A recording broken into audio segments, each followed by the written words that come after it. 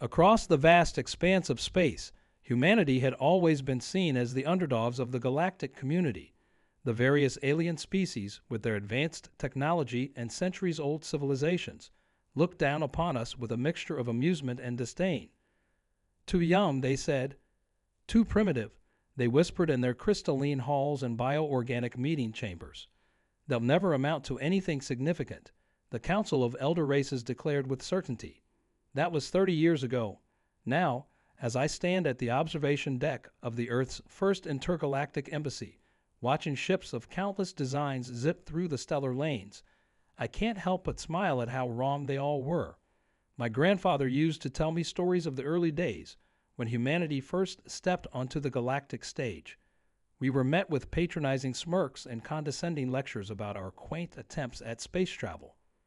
But there was something the other species didn't understand about humans.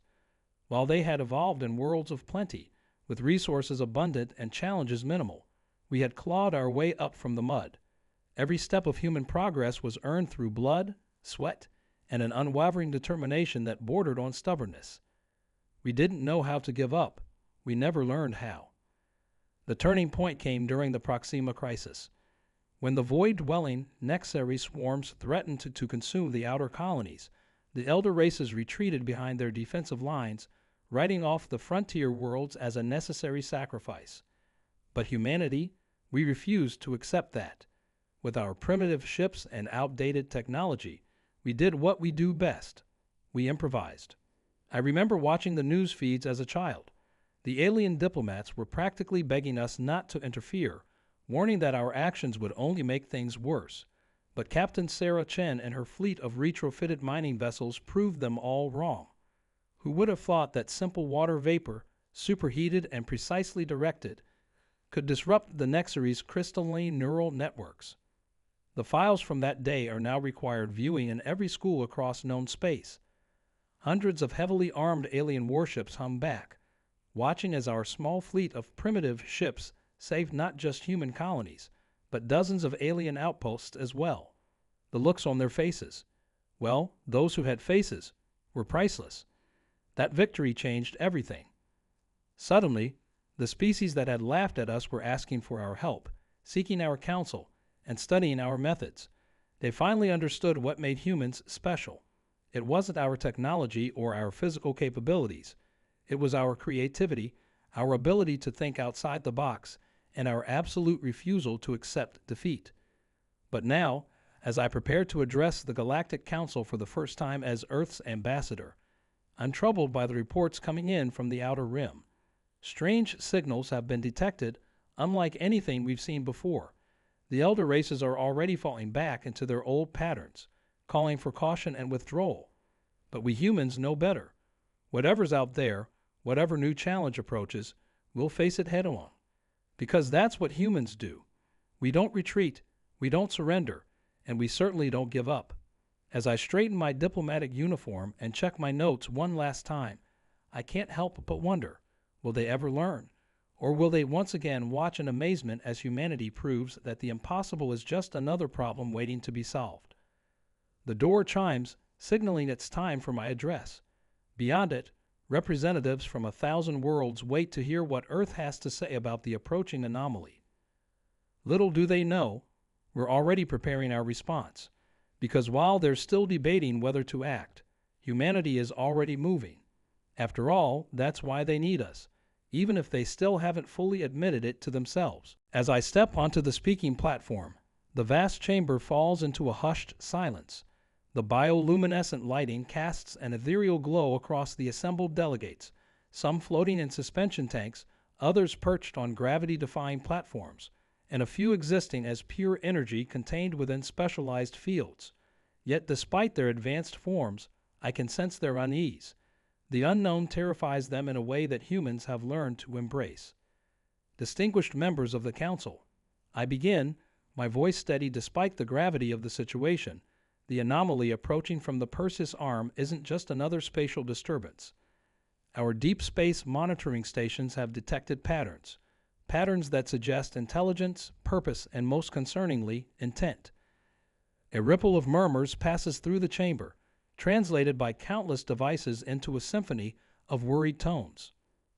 The holographic displays behind me flare to life, showing the data we gathered.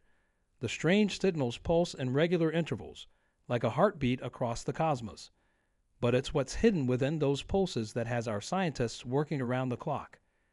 Embedded in the signal is a mathematical sequence so complex that it took our most advanced quantum computers 3 weeks to begin decoding it. The VLU-3 representative, a being of pure light and thought, interrupts with a dismissive flicker. Your species sees patterns where none exist. These are merely random space phenomena, best observed from a safe distance. The same old argument wrapped in new words. I resist the urge to smile, remembering how they said the same thing about the Nexary swarms. Instead, I gesture to the next set of data. Random phenomena don't adjust their trajectory to avoid gravitational wells. Random phenomena don't maintain perfect formation across light years of space, and random phenomena certainly don't respond to our probe signals by sending back prime numbers in sequence. That gets their attention. The chamber erupts in a cacophony of translated exclamations and questions. The truth is, we've been tracking this anomaly for longer than we've let on. While the elder races were content to dismiss early warnings, human scientists have been quietly preparing, analyzing, and planning. We've already launched a network of specialized observation platforms designed specifically to study whatever's heading our way. The data they've collected paints a picture that's both fascinating and terrifying. What we're dealing with, I continue, once the chamber quiets down, is something that defies our current understanding of physics. The energy readings suggest a level of technology that makes even the most advanced elder race ships look like primitive sailboats. But here's what the Council needs to understand. This isn't a threat we can simply avoid or ignore. I pause, letting the gravity of the situation sink in. The holographic display shifts to show the anomaly's projected path. It's heading straight for the heart of populated space, and its speed is increasing. By our calculations, we have approximately 3 months before first contact. The question isn't whether we should respond, but how. The Zenthari delegation, crystalline beings known for their logical approach, chime in with a harmonic chorus. Your species' tendency to rush headlong into danger is well documented, Ambassador. But perhaps this time, caution would be warranted.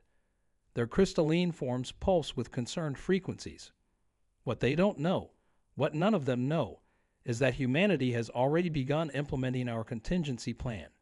Deep in the asteroid belts of a dozen systems, automated factories are churning out specialized equipment. On Earth, our best minds are working on something that might just change the game entirely. Because while the elder races debate and discuss, humans prepare and act. The chamber's attention remains fixed on the pulsing signals displayed behind me, but my mind is already racing ahead to the next phase of our plan. Whatever's coming, humanity will be ready. We have to be, because this time, the stakes aren't just about proving ourselves. They're about surviving what comes next. The council session ended in typical fashion, with more questions than answers and a resolution to continue monitoring the situation. But as I hurried through the crystalline corridors of the Galactic Embassy, my communicator buzzed with an urgent message from Earth Command. The anomaly had accelerated beyond our initial calculations. We didn't have 3 months anymore. We had 3 weeks at most. Back in my private office, I activated the secure holographic link to the hidden facility beneath the Martian polar ice caps. Dr. Chen's weathered face appeared, her expression grim but determined. "The prototype is ready," she announced without preamble. "But you're not going to like the catch." I already knew what she was going to say. Our greatest technological achievement, our answer to the approaching unknown, would require a human pilot. The quantum entanglement drive was unlike anything humanity had ever built. While the elder races focused on conventional faster-than-light travel, our scientists had been exploring the fundamental nature of consciousness itself. We discovered something extraordinary. Human awareness, our ability to observe and collapse quantum states, could be amplified and channeled. The prototype ship wasn't just piloted by a human. It would become an extension of their consciousness. The neural interface is stable, Dr. Chen continued, but the mental strain. She didn't need to finish. We lost 3 test pilots already, not to death, but to something perhaps worse. Their minds had expanded too far, touched too much of the infinite. They were still technically alive, but their consciousness now existed on a plane we couldn't reach. As we spoke, the anomaly's signal patterns were changing. What started as mathematical sequences had evolved into something more complex, fragments of what seemed like memories, emotions, concepts that defied translation. Our quantum computers were overwhelmed trying to process it all. But there was one thing we could determine. Whatever was approaching wasn't just a ship or a fleet. It was something vast, ancient, and terrifyingly aware. The elder race's response was predictable. The Zenthari began evacuating their outer colonies.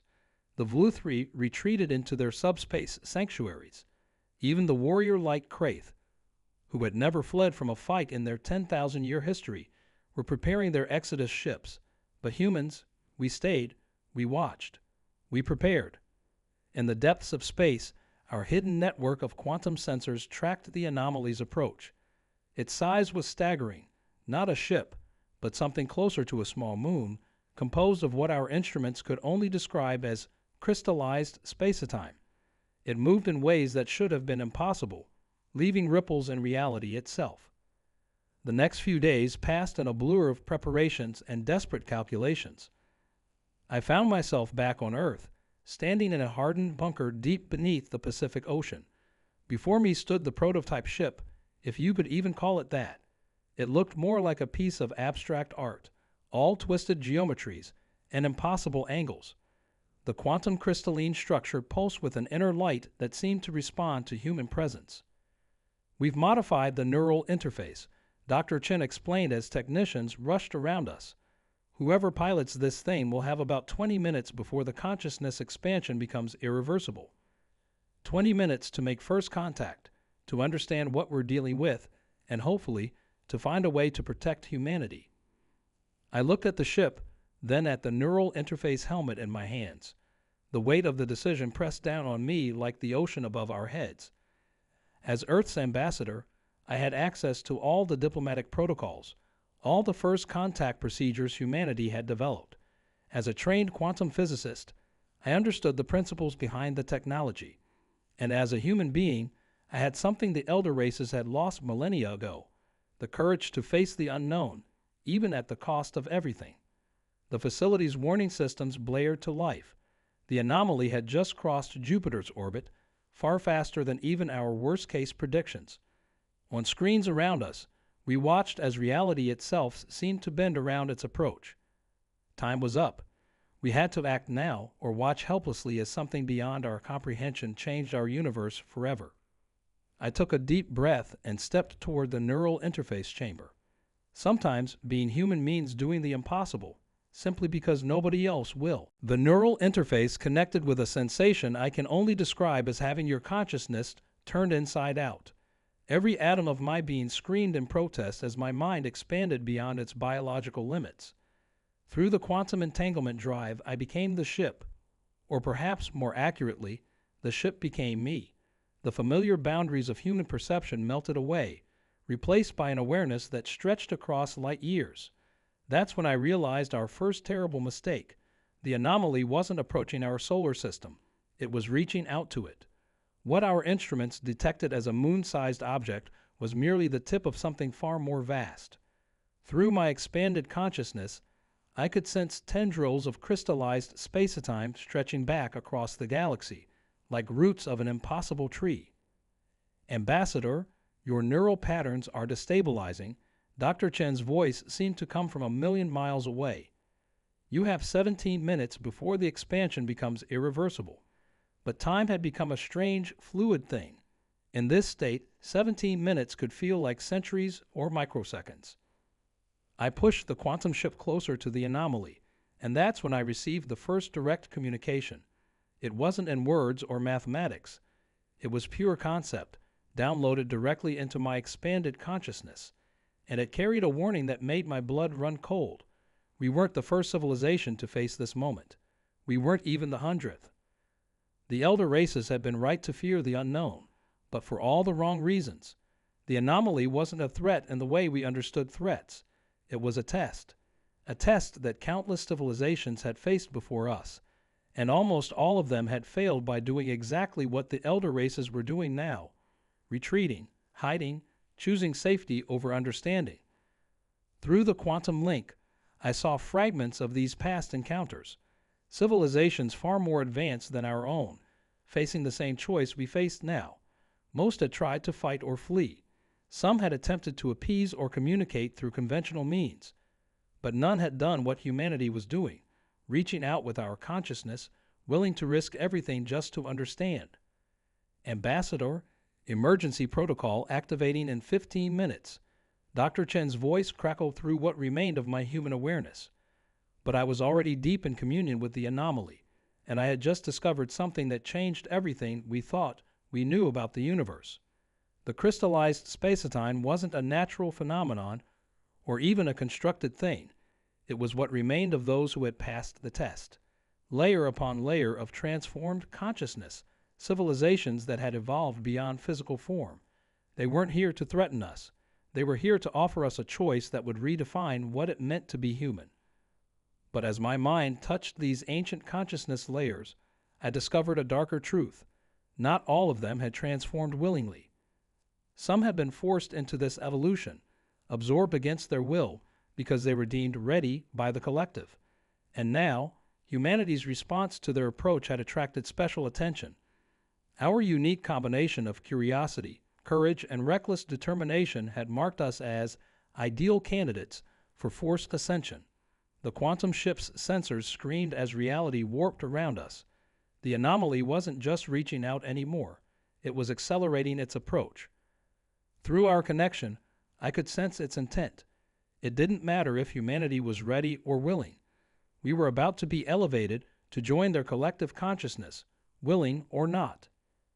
10 minutes until neural lock. Dr. Chen's voice was barely audible now through the storm of expanding awareness.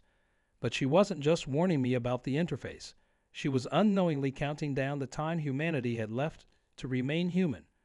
Unless I could find a way to prove that our greatest strength wasn't our potential for advancement, but our right to choose our own path. The fate of humanity now rested on a paradox. How do you prove the value of remaining human to beings that had long ago abandoned their humanity? And more importantly, how do you do it when your own humanity is slipping away with each passing second? In that moment of crisis, as my consciousness teetered between human limitation and infinite expansion, I finally understood why humanity had survived against all odds. Our strength wasn't in our potential to evolve beyond our form. It was in our stubborn refusal to abandon what made us human in the first place. Through the quantum link, I forced myself to remember the taste of morning coffee, the warmth of sunlight on skin, the sound of children laughing, the bittersweet ache of love and loss. 5 minutes, Dr. Chen's voice was barely a whisper now, but it anchored me to my humanity like a lifeline. And that's when I made my decision. Instead of fighting the expansion of consciousness, I embraced it, but on my terms. I pushed every memory, every emotion, every uniquely human experience through the quantum entanglement drive and into the collective consciousness of the anomaly. The effect was explosive. The crystallized space-time structure shuddered as if struck by a physical blow. For the first time in countless millennia, the collective was experiencing what they had forgotten, the raw, unfiltered essence of being human. Not just the intellectual capacity they so prized, but the messy, complicated, beautiful limitations that made us who we are. 3 minutes until neural lock, but I barely heard it. I was too busy flooding the collective with everything they had lost. The pain of skinned knees and broken hearts, the joy of first kisses and last dances, the fear of failure and the triumph of perseverance. Through our connection, I felt their shock, their confusion, and finally, their understanding. The transformation began to reverse. The tendrils of crystallized space-time started to retract, not in retreat, but in respect. For the first time, they understood what they would destroy by forcing humanity to ascend. Our imperfection wasn't a flaw to be corrected. It was the source of our greatest strengths. 1 minute, Dr. Chen's voice cut through, urgent and afraid. With my last moments of clear consciousness, I sent one final message to the collective, a challenge. If they truly wanted to understand evolution, they needed to consider that sometimes staying human was harder and more important than transcending humanity. The quantum link shattered. I fell back into my human body with such force that every nerve ending screamed in protest. But I was still me, still human. Through blurred vision, I saw the anomaly changing, its structure shifting into something new, not retreating, but transforming. As consciousness faded, I heard Dr. Chen's astonished voice. It's leaving a gift. The quantum sensors showed a small portion of the crystallized space-time breaking away from the main mass, forming into a perfect sphere before settling into orbit around Earth. Not a threat or a test, but a library containing all the knowledge of the civilizations that had come before, freely given rather than forced upon us. When I finally recovered enough to speak, I delivered a message to the gathered representatives of Earth and the elder races. They'll return one day, not to test us again, but to learn from us. Because today they discovered something they had forgotten over their millions of years of evolution, that true advancement isn't about transcending your nature, but about choosing to embrace it, limitations and all. The elder races were stunned into silence. Their certainty about humanity's primitive nature had been shattered, because in the end, it wasn't our technology or our potential that saved us. It was our humanity itself. Our ability to remain stubbornly, proudly, beautifully human in the face of infinite possibilities. But as I stood there, still shaking from the experience, a strange signal appeared on our quantum sensors. Something about it seemed familiar, yet fundamentally different from the anomaly we had just faced. And that's when we realized we weren't the only species in the galaxy who had chosen to remain primitive for all the right reasons. That signal turned out to be just the beginning. Over the next few months, we made contact with other civilizations that had faced the same test and chosen a similar path. Not the elder races with their advanced technology, but younger species who had held on to their original forms and cultures. Each had their own stories of standing firm against the pressure to transcend, of proving that there was strength in staying true to their nature. The crystalline sphere left in Earth's orbit became known as the Archive of Paths, a testament to both what we could become and what we chose to remain. Its knowledge helped us advance in ways that didn't require us to sacrifice our humanity. We learned to bend space without breaking our connection to the physical world, to expand our minds while keeping our hearts firmly grounded in human experience. The elder races watched our progress with newfound respect and, perhaps, a touch of envy. Some of them began to question their own paths, wondering what they had lost in their race to evolve beyond their original forms. The Zenthuri were the first to approach us, asking not for technological knowledge from the archive, but for help remembering who they had been before their transformation. We formed an alliance with the other primitive species, sharing not just technology and resources, but art, music, food, and stories. We called ourselves the Anchored Civilizations, not because we were tied down, but because we understood the value of keeping one foot on the ground while reaching for the stars. Our differences became our strengths, our limitations became our advantages, and our choice to remain ourselves became our greatest achievement. Dr. Chen's team continued to study the quantum entanglement drive, but not to transcend human consciousness. Instead, we used it to better understand our place in the universe. The neural interface was modified to allow safer, temporary expansions of awareness, letting us communicate with both ascended and unascended civilizations without losing ourselves in the process. As for me, I still serve as Earth's ambassador, but my role has changed. I now help other species facing the same test we faced, showing them that there's no shame in choosing to remain what they are. Sometimes, late at night in my office at the embassy, I can still feel echoes of that expanded consciousness that brush with infinity, but it no longer calls to me like it once did. Instead, it reminds me of what we almost lost and what we fought to keep. The anomaly keeps its promise to return, not as frequently as before, but regularly enough to remind us they're watching. Each visit brings new knowledge to add to the archive, freely given and freely received. They've learned from us just as we've learned from them, creating a bridge between what we are and what we could become, all while respecting our choice to walk that bridge at our own pace. Yesterday, I watched a sunset from the observation deck, something I've done countless times before. A group of alien diplomats joined me, curious about this simple human ritual.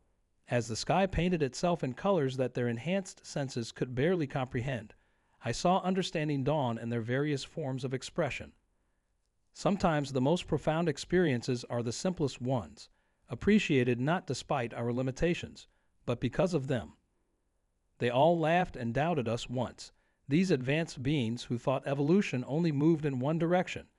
But we proved them wrong not by changing who we were, but by remaining steadfastly, proudly human, because in the end, the greatest achievement isn't transcending your nature. It's having the courage to embrace it, with all its flaws and beauties, all its limitations and possibilities. That's the legacy we leave for those who come after us, the knowledge that sometimes the bravest thing you can do is simply choose to remain yourself.